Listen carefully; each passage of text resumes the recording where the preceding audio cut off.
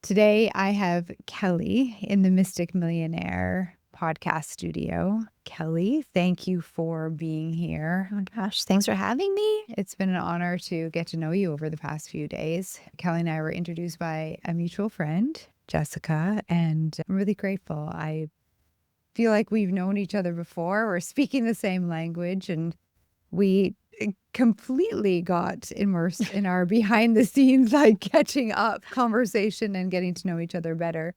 It'll So be the bonus some bonus. Yeah. episode's really good already. So let's get into this. So would you tell our audience what it is that you do and a little bit about what got you here? Yeah. So I'm a realtor by trade. I've had a real estate business for the last 16 years in Chicago called Home Collective. And about 4 years ago, started a coaching business called Aligned Ambition for women in real estate Love that name. to really serve other women in the industry and share all of the things that I know were a part of my growth and my journey and in both business and in life.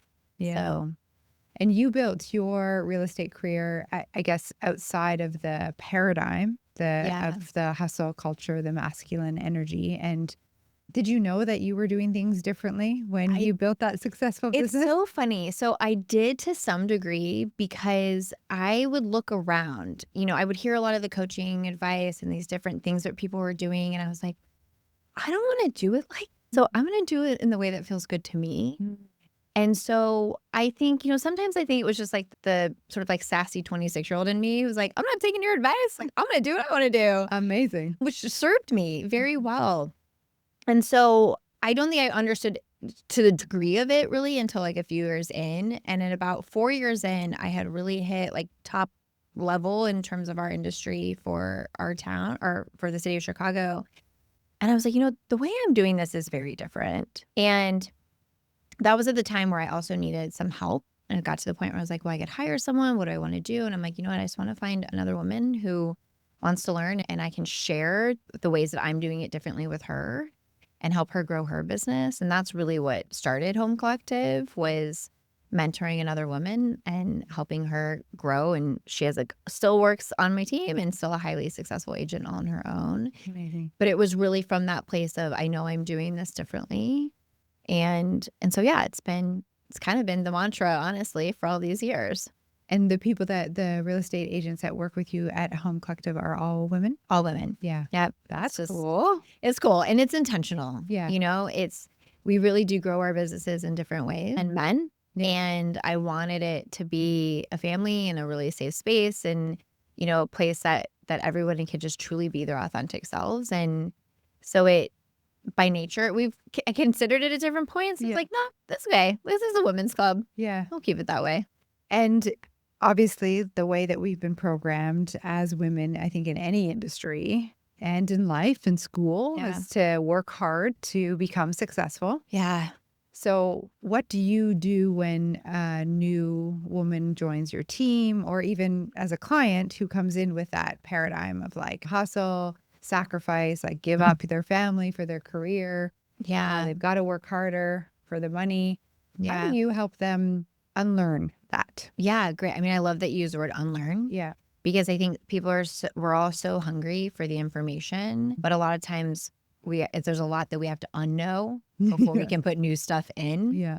And so, True. So to some degree, it starts there, right? I have what's called the Aligned Success Method, and it's very simple in concept, but the work is deep, and it's awareness and intention before action. And so we really start from an awareness piece of like, who are you? How are you uniquely designed to live and thrive in your life? What are your stories? What are your beliefs? What are the things that are holding you back? What are the things that are forming your identity? All of those pieces of awareness we get into. And then intention. It's so interesting to me, especially in our industry, how many people come in and they just subscribe to the industry's definition of success, which in real estate is, I'm a top producer and I sell billions of dollars and I'm top 1%. And they're accolades that make sense within the industry, right? But so often we just subscribe to that's the definition of success. And a lot of times when you do that, you just are charting your course off track right out the gate. And so getting really clear on their intention, like what is your intention behind being in this business, starting your own business? Because it's funny to me, a lot of realtors don't consider themselves like self-employed entrepreneurs. Yeah. And it's so wild to me. I know. And I was like, you're on your own now, girl. Like you started this. Like, what was your intention behind it? And getting really clear on those things. And then what is your goal? Like, what are you working towards? Don't tell me $10 million in sales. Like, don't tell me that. Tell me, and because it's never that, right? That is the bridge to other things in their life that they're looking to fulfill. And it's financial freedom, it's freedom of time and to be with their kids and all of these different things. And so when we get really clear from an awareness perspective, who you are, what you believe, what's holding you back, what's also your strengths, and then the intention is like, what is your definition of success and what are you working towards? Then we can start taking actions that are in alignment with that. And so from like a high level perspective, that's really the work that we're doing, whether you're a woman who joins my team or I'm someone I'm coaching. Yeah. And talk to me about awareness. So how do you help women understand who they are? I know there's a few different components, so I'd love to go into that with you. Yeah. I mean, the biggest one for me is human design. I will say, I discovered human design, although I had shared with you, I've been living it for, a lot of my like early years in my career, and then discovered it in 2020 and realized, oh my gosh, this is actually the vocabulary. This is actually the tools for something that I knew very deeply to be true. Yeah. And so I really dove into understanding and learning human design because I use that a lot in my coaching. I think it is truly the blueprint that we were not given. And you have that level of self-awareness is a massive key to unlocking success. Yeah. And I think particularly for women, because I find that we need more permission, honestly, than men. And especially entrepreneurial women who are driven and ambitious and going after things, to really be given permission to be like, hey, these are your gifts and this is naturally who you are. And let's own that and celebrate that. Because often, like, I find that people that think something's a problem and then human design shows them that it's a gift. Like, I used to think my desire to read lots of books was a problem. Then I find out I'm like a one line because I would like over research. Sure. But I'm also a 3, so I like take action before I know everything. But that I would see, like, I would have bosses that say, oh, you're too detailed. Like, you want the backstory too much. Like, just put it out there. No, it serves you. And it's right. Yeah. And so that's what I found human design really helpful. It's like, what? Wait a minute. This can be a gift. Like, we can reframe this to. Yes, exactly. And especially like in an industry, like the real estate industry is so loud for how to do things and what's right and what's wrong. And that is so detrimental. And so you see a lot of like, well, I want to do it this way. That would feel really good to me. But I think I need to, and I'll just use low hanging fruit, have a post content every day and have a content calendar and like be super structured because that's what's going to get me the business. And I'm like, girl, you're a natural community builder. Like, go support your local small business. Go talk to those people like immediately in your neighborhood. You're cutting yourself off at your source. And so that's the beauty of human design is like, I can see it so clearly and then help them understand it and start to shift the dynamic between the things that they're really giving their attention and their power to and taking a lot of it back. Yeah. So that's so cool. I love when I hear a human design or any other modalities like gene keys or even energetics. Yeah, energetics. Take it into the business world. It's not common.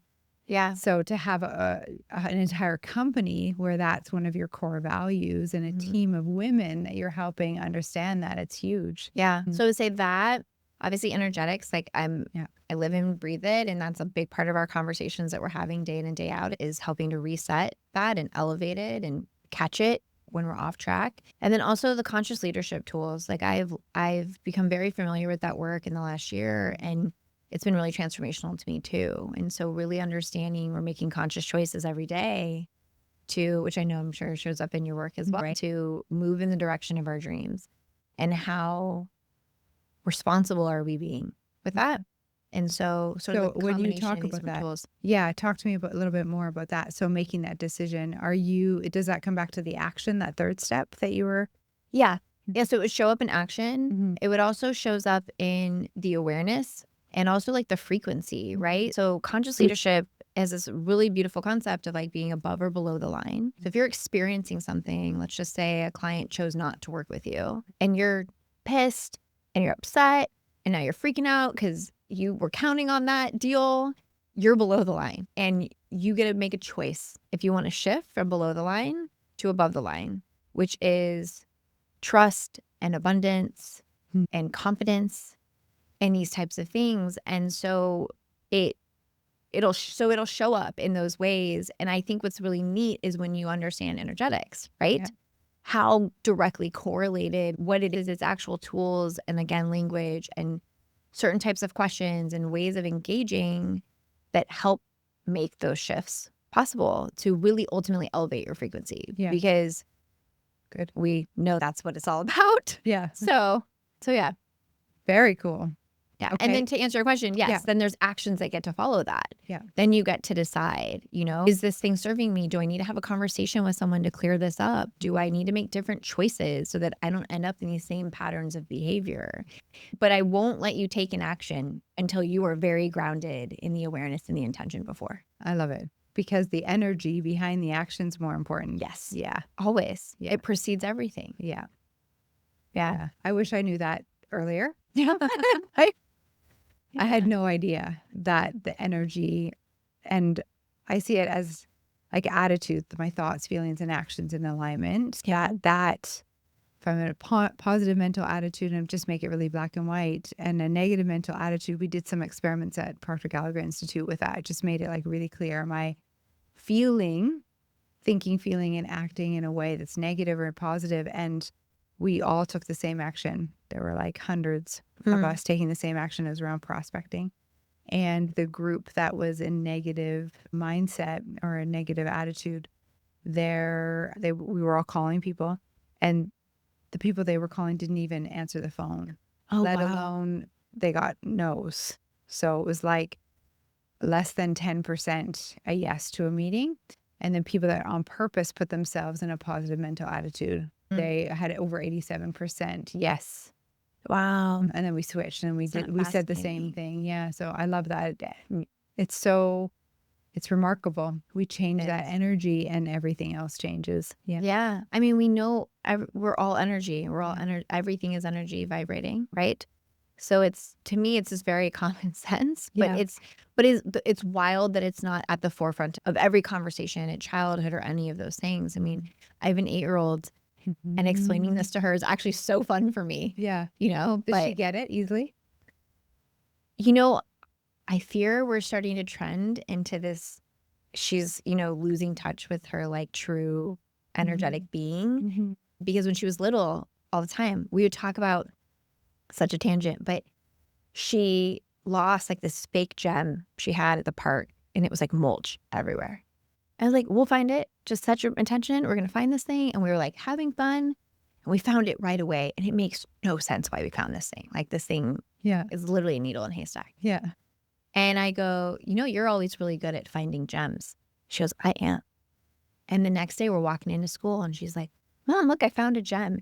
And I was like, so I've explained this thing to her. I go, that this, like, you have such a belief in it now. Yeah. That there's actually an energy that's preceding you all of the time. Yeah. That this is your truth. This is your truth. Yeah. And so I do explain, I use the radio dial thing to explain this to her. Yeah. Because if I do one thing well as a parent, I'm like, if I can just leave you with that lesson, it'll solve 99% of Totally. things. Yeah. So yeah. Yeah, I get that. I can resonate with as she gets older, maybe forgets a little. Yeah, my daughter will be 15 soon. And the things that she easily accepted, there's like a little bit of a rejection at the moment. Yeah. I'm told that it comes around. So I was going to say, because when I think about my journey too, I feel like I was very intuitive and very aware young. And then, things happen and you go through adolescence and all those things. And it was my early 20s when I clicked back in. yeah. Yeah. So Good. So yeah. Hang on. It's a bit right. Yeah.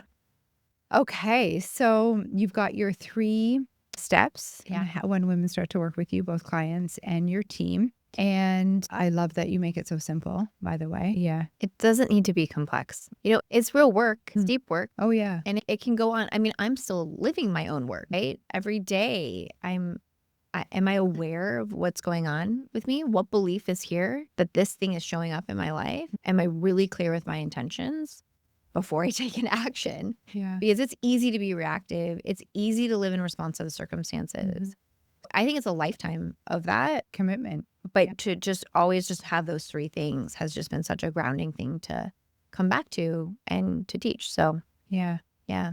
What's the common thread that you see through the women that you support? Is there one? Yeah. I mean, they're all fiercely ambitious. They, real estate is a vehicle to achieving all these other things in their life. And so they want big things for themselves. They want big things for their family. And so there's big dreams on the horizon, but also like real purpose within their work. And then I would say the other thing too is they bet on themselves.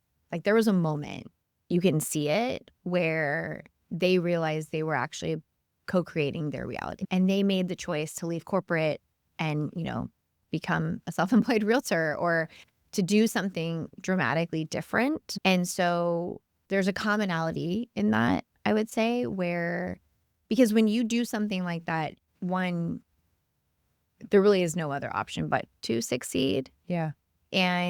But that can come with a lot of suffering. Yeah. A lot of pressure. A lot of pressure, a lot of doubt, a lot of fear, a lot of scarcity, all of those things. And those things can be in conflict, right? You're really ambitious and you have these beautiful big dreams and desires and you know what's possible for you. And then you have this background noise of fear and pressure. And I think that's the thing that has really called me to just really work with women in real estate is that our industry is really good at amping up the pressure and, the sort of expectations. And so yeah, it's a gift to be able to coach women and kind of get a hold of them and be like, there's a different way. Yeah. And this can all feel so much better. Yeah. And I feel like as women, we know there's a different way. Like we want more. And yet it at the same time, I can relate to this. And I know a lot of our listeners can. Like you want more. You can see it for yourself.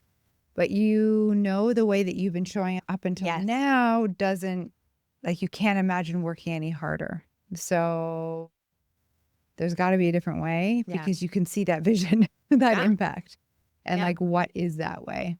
Yeah. How much does intuition come into the way that you work with women? And how do you show them how to tap into that? We call it working smarter, not harder. Yeah. So following intuition, connecting to it. Yeah. I mean, this is a great question because it just came up in my coaching this week. I mean, I think part of the thing that really held me back from being a coach for so long was I knew what a big role my intuition was playing in my success, my inner knowing, my inner wisdom, my gut. I'm a generator. Yeah. I have a gut response. Hell yes. And the one thing I'm blessed with is that it was encouraged to follow that when I was younger. And so, but it made it hard to be like, well, I know what to do because I know how to trust myself. And so is this? Yes. Oh, beautiful. And so not everyone does. No. So that's not the easiest to teach. No. So and so that's the awareness piece too. It's how much do you trust yourself? How Mhm. connected are you to your inner voice or inner truest self? Because that true self knows what to do. Every single time. Every single time. And so much of the work is are you listening to it? Are you honoring it? Because you have to honor it with the unknown. We don't know where any of it's going. The decisions I have made based on my gut make no sense to any of the outside. And they have been the most profound life-changing things for me. Every single time. Every single time. I could go on my Instagram and read because I have a post about it. I'm like, that didn't make sense. Moving to Chicago, I knew one person. I was going to go and start a career being self-employed. I'm like, okay. I mean, I have so many. Jumping into the real estate business in 2009, the housing market had crashed. There was no market. What were you doing before? I was in the fashion business. Okay. Yeah. It's very different departure. Yeah. But the housing market had crashed and I was heartbroken watching people lose their homes. I knew what that felt like from some of my history in my past when I was younger. Okay. There's oh yeah, there's I can go down these these threads of not only trusting my gut, but only in hindsight did I see that it was leading me to my purpose. Yeah. So I've lived that, like, truly. And so helping other women, like, identify it within them and start to, again, like, bring that to the surface over other outside noise is just like a real piece of this whole success puzzle. Yeah. That's so good. Yeah. I love what you said about like connecting the dots. And that's a Steve Yeah. Jobs quote that I love. Like, Mm. you can always connect the dots looking back Oh, yeah. and noticing how life's always been happening for you. Like it could be no other way in order for Kelly to serve in the way that she's supposed to serve it, the way that life's been happening. Right. Right. I mean, it's clear up until 2024. Yeah. What happened in 2024? So February of 2024, we lost our house in a fire. It started in the attic in the middle of the night. We were home, asleep, and I woke up. 1000%, one of my guides woke me up, and I sat up and I was like, something is wrong. I hit my husband. I'm like, something's wrong. And we sat there for a minute and I heard some creaking noises. And I was like, oh, I thought someone broke into the house. So anyways, I ran into my daughter's room and went to go check on her. And when I was in there, I noticed that the vents in her bedroom were like glowing orange, like flames coming out. Wow. Oh my gosh. I just got shivers. And so, of course, I screamed to my husband, house is on fire, scoop my little girl up, carry her downstairs. But we lost everything because So no alarms were going off? no, because we should have smoke alarms in our attic and nobody has smoke alarms in attics. And it is the strangest thing now that I've gone through this experience. So the whole attic was on fire and all the smoke was going out. Of course. And so That's so weird. It Why are was- there no smoke alarms in that? I don't know. Okay, that's weird. We have a furnace up there. Yeah. There's electrical up there. yeah. Things are up there. Yeah. And it's very common, come to find out. Like I've been Okay. asked, I've been telling people now. I'm like, how come? Can we This put isn't smoke required. alarms? Yeah. So yeah, the smoke alarms did not go off. And of course, smoke Of course, the rises, smoke right? was Yeah, going yeah, yeah, out. yeah, They yeah. only went off when we went outside. I opened the front door. And when I opened the front door, obviously like the air exchange changed. And about a minute after that, the smoke alarms. But we were already standing out on the street when it happened. Yeah. So quite traumatic of an experience. Yeah. I'm like breathing for you. I know, Like as a thanks. mom and like, oh, Yeah. I feel you. Yeah, it was intense. And to stand there and watch the fire, I mean, the fire department does what the fire department does and they put the fire out. Yeah. But in the process of putting it out, I mean, it destroyed everything because Yeah. top down, I mean, the top bedroom level was just destroyed by the fire. And then the other levels were all water and like water damage, basically, piles of water. So that was a moment for someone who had a loss of a home when I was younger, got into real estate to help people because I knew what that felt like. And I valued the importance of a safe, secure place to call your own. To lose that was, I mean, it shattered me.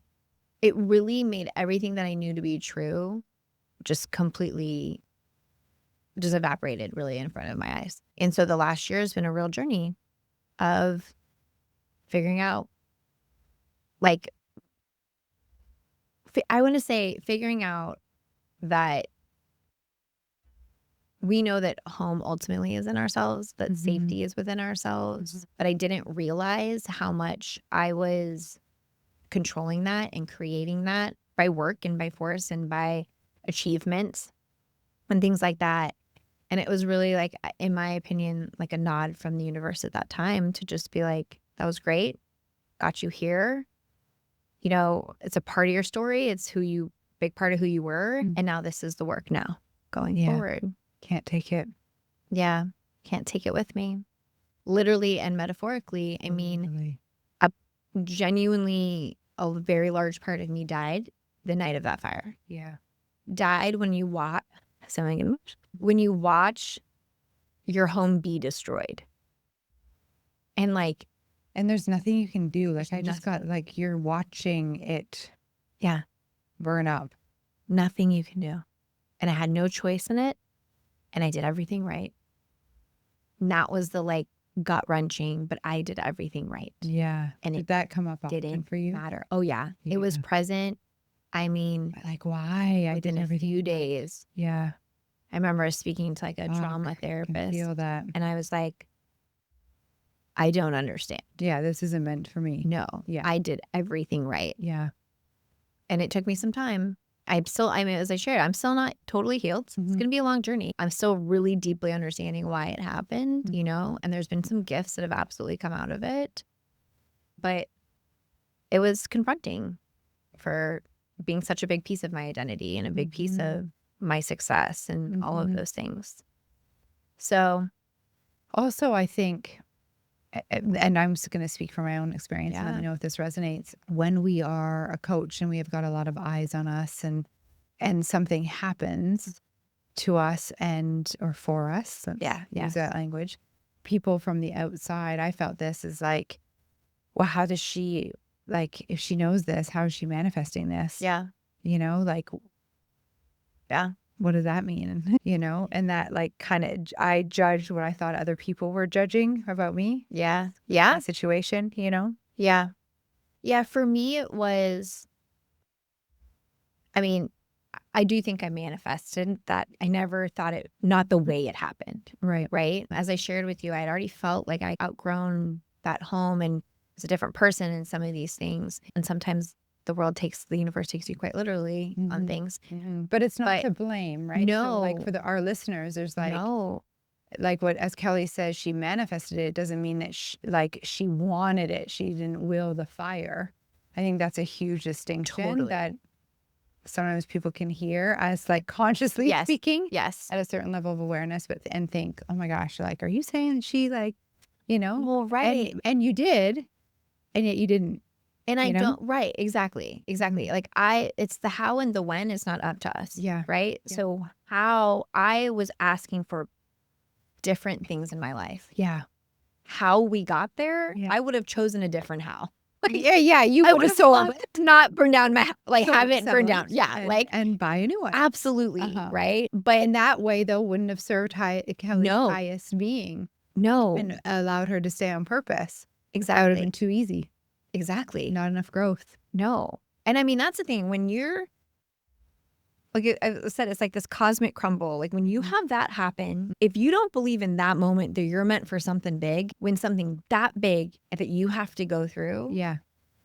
I mean, And on the other side has to be really fucking good. really good. Yeah. So I'm like, it's gonna be so good.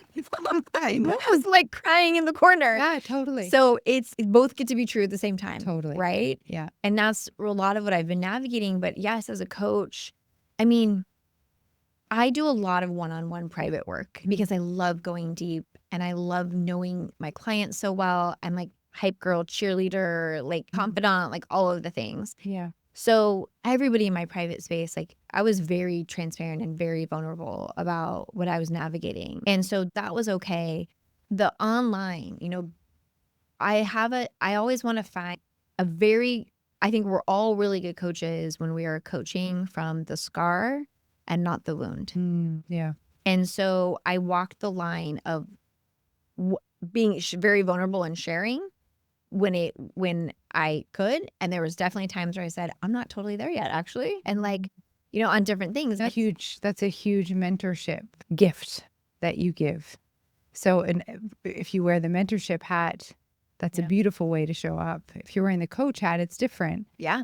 The mentorship is like, not every day am I resourced Right. to give. So I'm going to choose something different and let me be the example of what you can do. you Yeah. know? Yeah. And I'm so big on self-leadership, Mhm. leading ourselves. And when you embody that, it's a lot easier to say, I'm in it Yeah, and I'm still leading myself. totally. And watch, like, because, Yeah. yeah.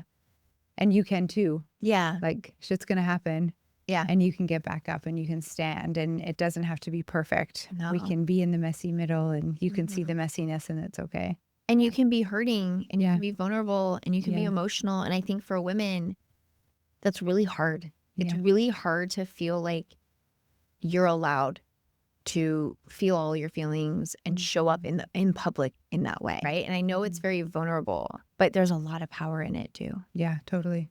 And that was a road I had to walk. Like sometimes I didn't have it in me, Yep. you know, and other times I was capable and just And you do lead your by best. you do. Yes, And your best is good enough. And absolutely. it differs day to day. Yeah. Based on what's going on. Yeah, it's the truth. Yeah. Yeah. Amazing. So yeah. You were sharing in the bonus episode about how you got a text from a friend and that it's starting to make a little more sense. Can you share with the audience that text and how do you believe or do you see that may change the way that you coach and you work with people? I have a feeling that this next level, Kelly, you'll be helping in a different capacity. Yeah, I mean, I think that sort of answer that part of it first is I've always been deeply spiritual, but there's not a lot of space for that in the real estate space. And so I've kind of kept it Yeah. closeted. Yeah. Fine. I can relate. Yeah. Yeah. Yeah. So I'll sort of like set that as like the pretense, you know, so I had my fire a year ago, the LA fires happened, which is where I grew up in the Altadena area. Not a coincidence. Not a coincidence at all. And I know people that obviously lots of people evacuated. We were watching it in real time and I knew the street names. I knew the landmarks that were on the news. And first my heart broke deeply because I could feel in every cell of my body what those people were going through. Yeah. And I knew we had some friends in one of the communities that was evacuated. And I got a text one morning that said, hey, Kel, this is going to be about your house fire. And if this is triggering, don't look at the next text. And I knew in that moment what that meant. And I sat there for maybe a minute and I thought, well, I can keep sitting in my own stuff and I could maybe run the risk of getting re-traumatized, or I can help and love someone and share what I wish I didn't know. But if it can be anything to help them, give them what I wish I could have had at that time, I will do that. And so sure enough, I opened the next text and it was, we lost our house and everything overnight. What do we do? What do you do? And like I said, it was like a treasure chest of information I wish I didn't know, but I obviously leaned into helping them. And then with information and with GoFundMe's and with just sort of advice that I didn't know at the time when I went through it, that I do believe would have made a huge difference. And so leaned into that. And then several others were obviously like came around to realizing the same thing. And so I spent that next 2 weeks just sort of deeply in the weeds with helping people. But in doing it, I had a real like remembering moment that I had spent the last year trying to heal myself by like using all my tools and going in and doing all of the things alone, first of all, which is a special kind of suffering when you go through things alone. Yeah. And it was in that moment when I was helping them and I was like funneling my love and that frequency towards helping other people, that it like unlocked layers of healing that I could not access. And it was such a remembering moment. Like, that is what this is all about. Life is all about serving. Yeah. Life is all about channeling that love and that energy into helping other people in other ways. Not really about us. It is not about us. And I had forgotten that, granted, in the grief, of course. But that moment, so in that moment, it was like something clicked in. And I buoyed. I felt like a buoy, like popped back out of the water. Yeah. Like, oh, that's right. Like, okay. And then I can feel that. Like, it's like, okay, let me just get out of my own stuff then. Yeah. And like, and bounce back out. Yeah. So it was a catalyst. It was a catalyst for just remembering what my work is and moving in that direction. And so that's what I've been doing a lot in both, and I think in the sense of like moving that direction and taking care of people and serving them and loving them. But I could not do that authentically if I didn't bring my spirituality into this space, if I didn't talk about it in these ways that are really the inner dialogues, right, that are happening with me. I've been on tons of like real estate podcasts and it's like, talk about the fire. And then like, how did you sustain your business during that time? And this is the heart of it, these parts of me. So like I was saying, like I couldn't serve others if I didn't let the spirituality piece be a part of it. And now that I've embraced it and allowed it and trust everything is going to be okay by doing so. It just really continued to like fuel my purpose with bringing all of that again more into helping other women. Yeah. So- Amazing. So Amazing. yeah, it's been a journey. Feels like I don't know, like the perfect combination for you to be able to take it to this next level and the way that you're supposed to help. It's like, it's such a weird thing to say. Like, Yeah, but I get it. but it's, yeah. It's true. I mean, you can't make it up. Yeah. No. Can't. So like clearly there's a plan here. Yeah. Clearly And now there's you're a going to higher surrender to that. purpose. Yeah.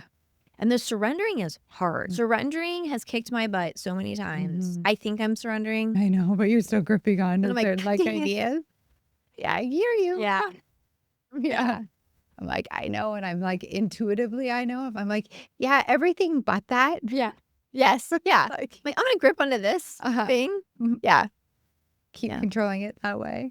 But that's part of the identity shift too, Totally. right? It's like yes, it's, I think, yeah, making those choices of who am I now Yeah. and what am I taking with me, what can't come. And that's been, it's And hard. like, maybe nothing could go as much Nothing. like from I was Coach like, Karen. Yes. Yes, apparently Yeah. nothing, right? Yeah. But it's like my ego. I know. Like, girl, you are crazy.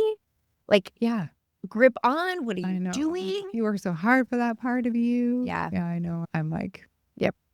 And I just to take us a little bit off topic, but what Coach Karen said is like, the more you grip onto the thing, the like harder it's going to be. So just like surrender and totally let go and like So true. fall where you're going to fall.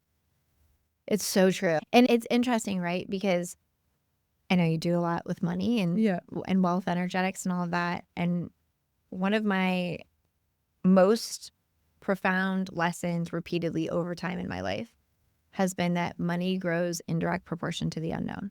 Okay. Tell me more. I mean, the reality is, right? Like, we're constantly operating in response to our circumstances, most, right? And That's how we're programmed to that's how we're live. programmed. Yeah. So every decision, every like evolution of something is based on the current circumstances and what does that mean for me? I knew, as I sort of mentioned, like I've done a lot of things from my gut knowing that I had no idea how that was going to work out. And it was very unknown, you know, moving to Chicago, not knowing anyone, starting in real estate in 2009, taking a sabbatical in 2020, the best year of my career, but I was really burned out, which is how I ended up. That's a whole story, but I was really burned out and being like, well, I don't know how this is going to work out, but I'm walking away. I don't know if I'm going to come back. We'll see.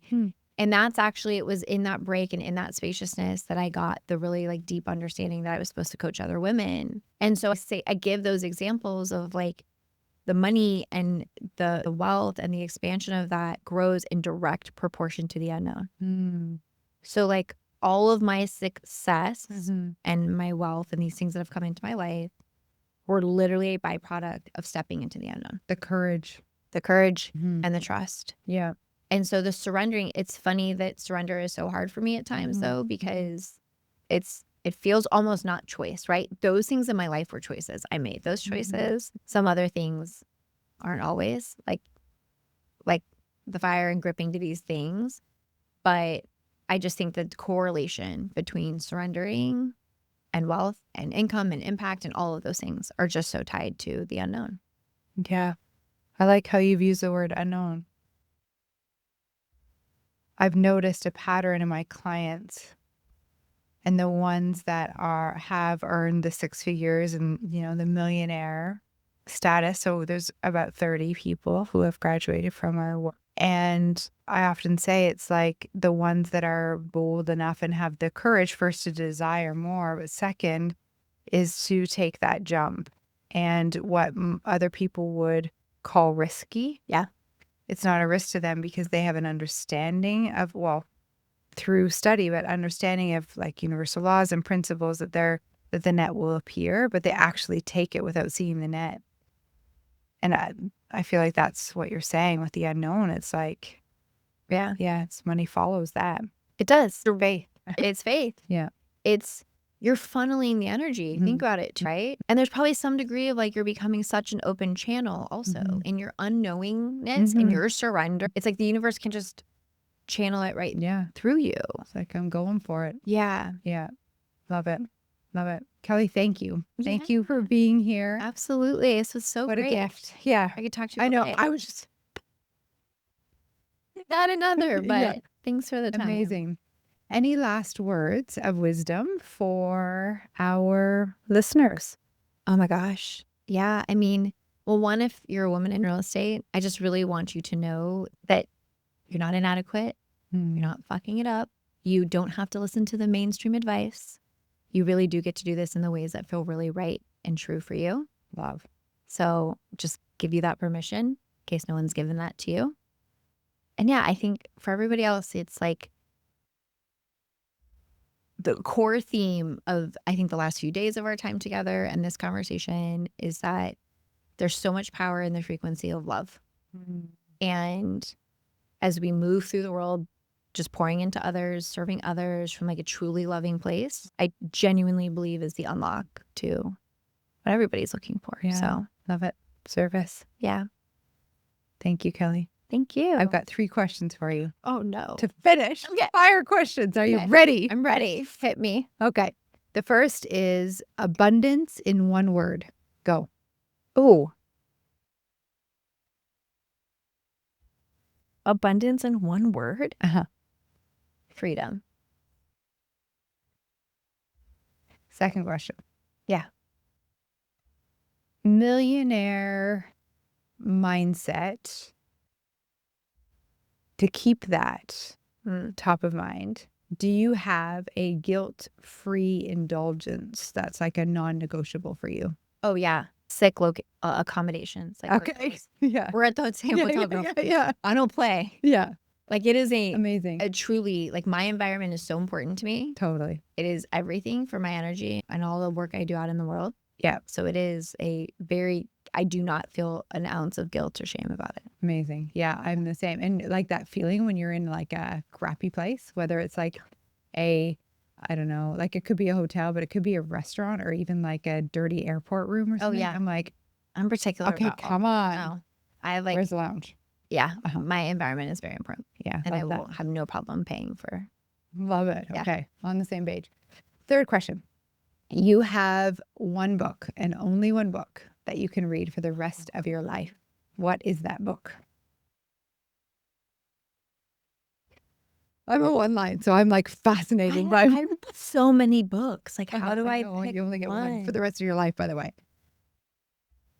For the rest of my Uh-huh. life? Yeah, I've got to keep reading it. Danielle, I'm not. Yeah. I could not answer that. I mean, I am a product of all of the books I have read, truly. Yeah, you only have one.